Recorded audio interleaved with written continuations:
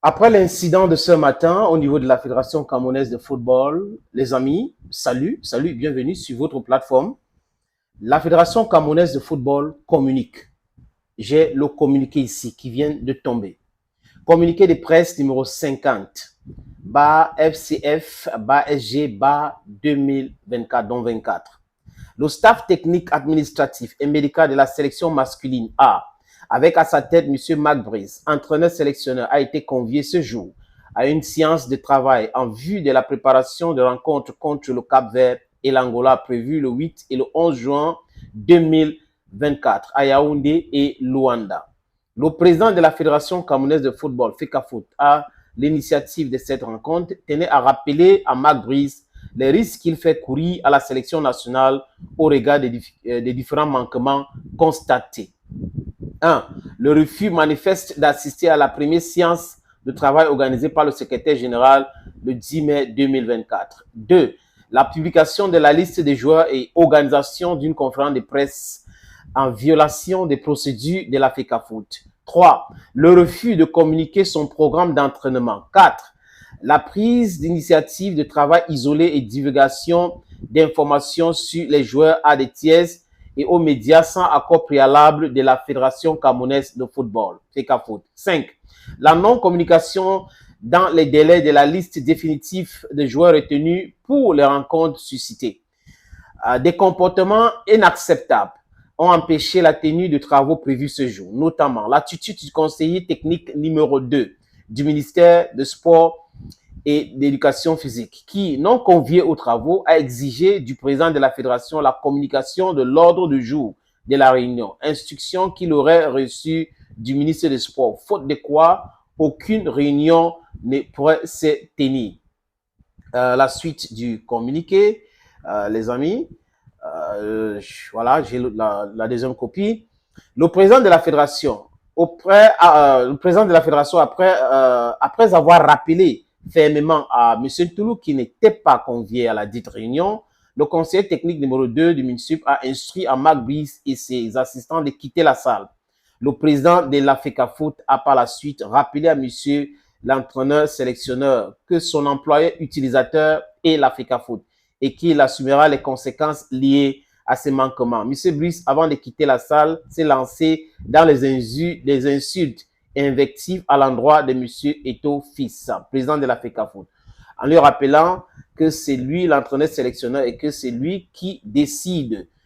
En égard à ce qui précède et au vu des délais qui nous imposent les règlements des textes pour assurer la bonne tenue de rencontres évoquées, le comité d'urgence de la FECAFOOT se réunira dans les brefs délais à l'effet de prendre les décisions qui s'imposent. Signé à Yaoundé le 28 mai 2024, secrétaire général Blaise Djounan. Les amis, pour ceux qui ont regardé cette image, Monsieur Toulou est venu perturber les travaux. C'était clair. On a vu à l'entrée comment il y a eu l'altercation entre un membre de la FECAFOOT qui lui rappelait qu'il n'était pas convié à cette réunion. Et c'était clair, il n'était pas convié. On a convoqué deux personnes, Marc Brice et son assistant. Monsieur Toulou est venu avec une forte délégation et il dit, ou il prétend que c'est le ministre qui l'a envoyé. Et de bout en bout, on a vu qu'il était venu pour autre chose, pour perturber, pour bagarrer, parce il passait son temps à crier partout là-bas. Je ne sais pas si c'est toujours sur haute instruction que M. Toulou a fait tout ce qu'il a fait aujourd'hui à la Fédération camerounaise de football. Je vous dis, les amis, je répète ici, si vous voulez qu'on vous respecte, vous devrez vous respecter. Et on a bien compris que dans les pays où les gens ne respectent pas la loi, vous devrez imposer votre respect. Parce que certaines personnes pensent qu'il suffit d'être fonctionnaire, il suffit d'être nommé par le président de la République pour piétiner tout le monde. Et il est venu en tant que sous-préfet qui était venu interdire la réunion ou quoi pour dire que la réunion ne va pas se tenir. Et être tutelle, est-ce que ça comporte toutes ces choses-là que M. Toulou a raconté? Les amis, c'est une image qui donne, qui fait froid dans le dos. Vous avez un fonctionnaire d'État qui s'est transformé en porte-parole de Marc Brice. Et ils ont donné les ailes à Marc Brice au point où Marc Brice insulte le président de la Fédération camerounaise de football.